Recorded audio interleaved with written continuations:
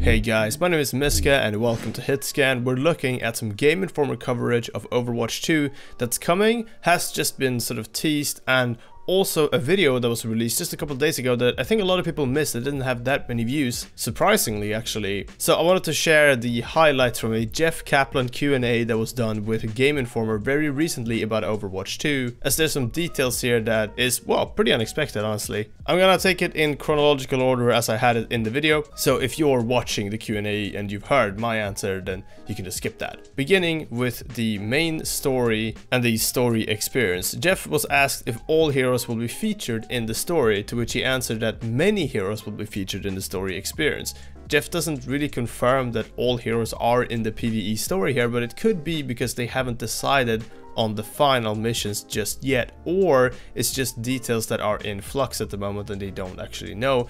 It's interesting to see he didn't confirm all heroes in the story though, as that's something that I'm sure a lot of people would have pushed for, but it also wouldn't really make sense to include some heroes that just wouldn't fit into the story that they're telling, at least right away. But say that they release expansions down the line, they could release something that's more focused on Hammond, or maybe just Junkertown and that part of the world, as some of these other things might not be focusing on that aspect or on those characters that are over there. Speaking of all of the different characters, it was asked if Bastion was part of the story or something along those lines. A bunch of Bastion questions basically, to which Jeff said that Bastion plays an important part in Overwatch 2. Pretty interesting. It might be, at least this is kind of just my speculation, due to how critical the type of Omnic that Bastion was in the Omnic Crisis, where you've seen all the orange Omnic Crisis style Bastions running around Eichenwald and so on, and maybe it's got something to do with turning null sector death machines into nature-loving bots, kind of like Bastion.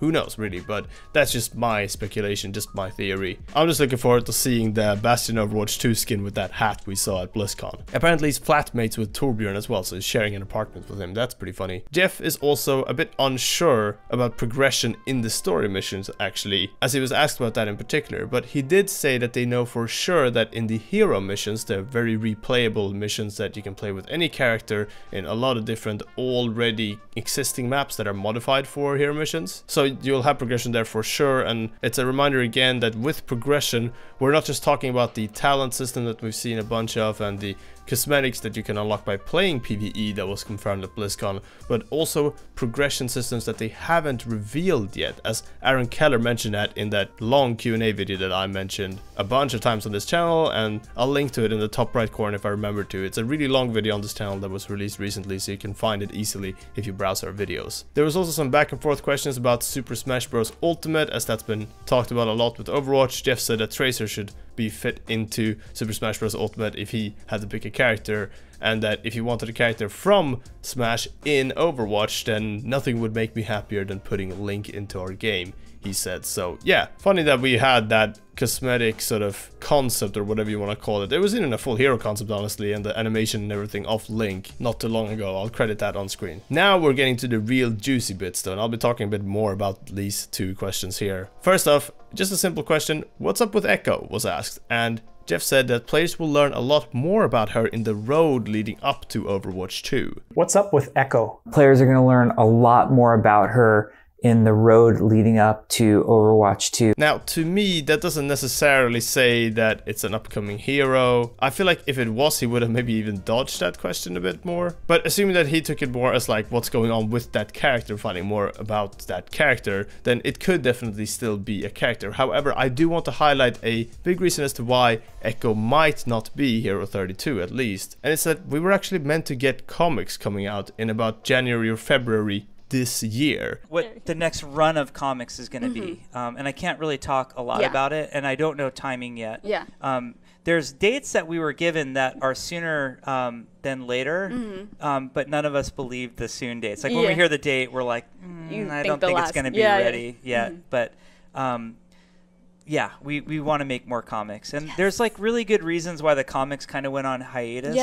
But I hope the end result is that the new comics are awesome. Like our goal is to hit a higher quality bar than we were hitting before, and I know people just wanted like, well, just put out anything. We're starved for lore. Just put out comics. But we want to put out good comics, and I think we can do a better job. Okay, yeah, thank you so much for answering that. Yeah. And then again, another clip with Jeff talking about comics in the Storm Rising event all the way later into April. We have comics in development. We had a little bit of a slip of when we thought they were going to come out, so they're a little bit later than we would like, but we actively have comics in development, and we'll have news on that in the future. And at this point, it seems like these comics would be coming out, at least begin to come out in the next 2-3 months from now. And this lines up very well with maybe being related to Echo, as those comics would have come out shortly after, well, shortly, a few weeks or a month, after the reunion short at BlizzCon, which obviously featured Echo at the end and made Echo just a centerpiece of the Overwatch story all of a sudden. So having those comics focused on Echo, and that they were supposed to come out after that, after a reunion thing, to continue on Echo and build that more, but now instead being used to hype up Overwatch 2 and tell more of Echo's story, makes sense, as it's a character that we know is mysterious and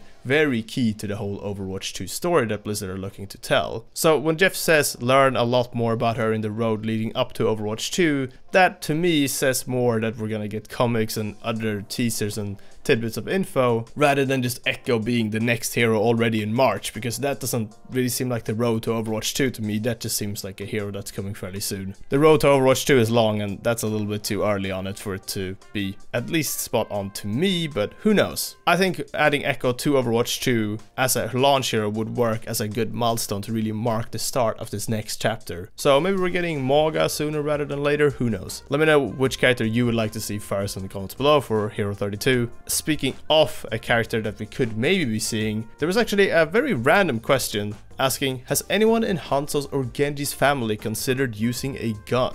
And I get that it's a bit of a joke to them using swords and shurikens and a bow and arrow, but Jeff's answer to this was very interesting and unexpected, and he said, more than whether or not they use a gun is who are the other members of that family. Is anyone in Hanzo or Genji's family considered using a gun? More than whether or not they use a gun is who are the other members of that family.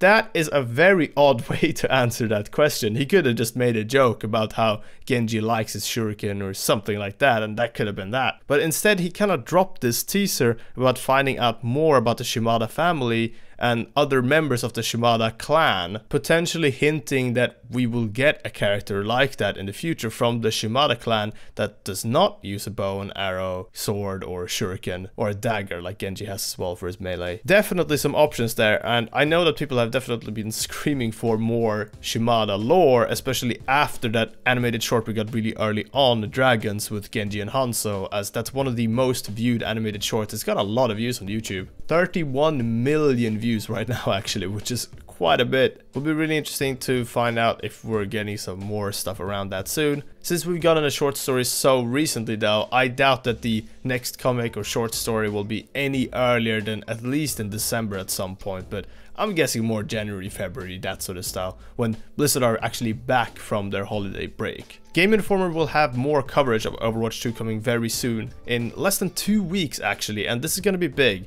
and I'll tell you why. So leading up to, for example, Black Ops 4 and Blackout in particular, that Battle Royale mode, a lot of info that we had on Blackout before that even been shown was from Game Informer and their coverage. They listed almost every single perk and every single item in Blackout before there was even a demo or any gameplay. So that info came there first, and that's pretty crucial info for a Battle Royale, getting that sort of stuff in there. Treyarch were not hesitant to just give that to Game Informer for their exclusive coverage. Same thing with The Outer Worlds. People asked questions about all sorts of RPG aspects of The Outer Worlds, and we got that pretty much first with Game Informer, as they did a lot of coverage at Obsidian with just all of the devs and some of the key people there, and got so much information that was really useful and just made Outer Worlds a lot more appealing to many people. So Overwatch 2 really has a chance here to just stand out in this Blizzard exclusive issue from Game Informer, where they will have a lot of coverage of Blizzard games, and definitely Overwatch 2 will be a big part of that. So hopefully we get some exclusive, really solid details in just about 2 weeks from now. I'm looking forward to it. I hope you guys are as well. Thank you very much for watching this video. Leave a like if you enjoyed and subscribe for more Overwatch content as per usual. And I think that's everything. I keep forgetting what I actually say for outros, so have a nice day and see you guys next time. Bye bye.